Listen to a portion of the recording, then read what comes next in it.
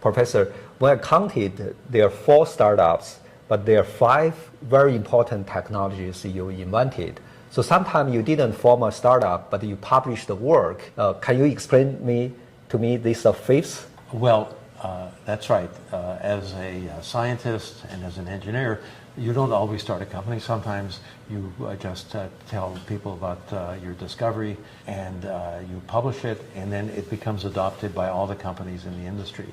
And one example of that is the idea of straining lasers. Straining lasers. Yeah, and the straining laser means you are pushing on the semiconductor. Oh, and, okay. And when I proposed that, I was met with a lot of opposition. They said, oh, you will make the laser much worse if you press on it.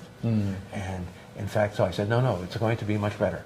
And so it took a few years for the industries to realize it, but very quickly it became adopted by the entire laser industry.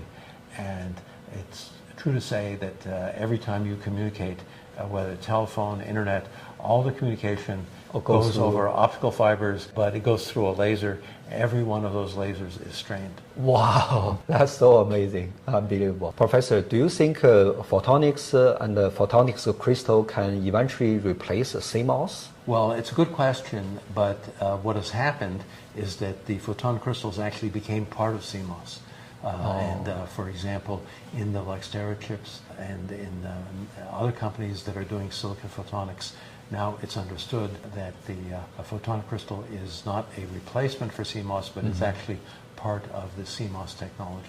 Okay, so when you say part of CMOS technology, you mean in terms of the manufacturing process, they have to they use the same semiconductor manufacturing process that CMOS is used? That's right. You have to use exactly the unchanged manufacturing process because it's so big and so important to make things in silicon, and there's a certain way of doing it.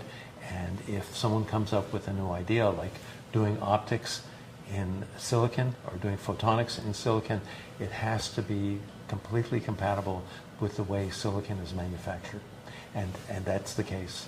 And that also includes the photonic crystals. They're manufactured in the normal process flow of making silicon chips. Yeah.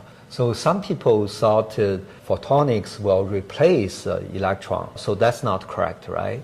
Well, that's right.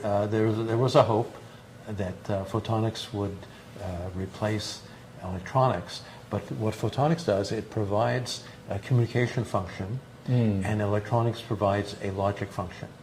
And so these are 2 different functions. They're both very important, but we shouldn't think of photonics as replacing electronics, but rather as being part of electronics, providing the communications capability. Oh. And by the way, this is very true, for example, in artificial intelligence, because there are many logic steps in artificial intelligence, but the most important step is simply bringing the information from one part of the data center to another part of the data center. And that's where photonics is very powerful. Okay, so they are more like a complementary technologies. Exactly. But on the same platform, manufacturing platform. On the same manufacturing platform. Now I understand. Thank you.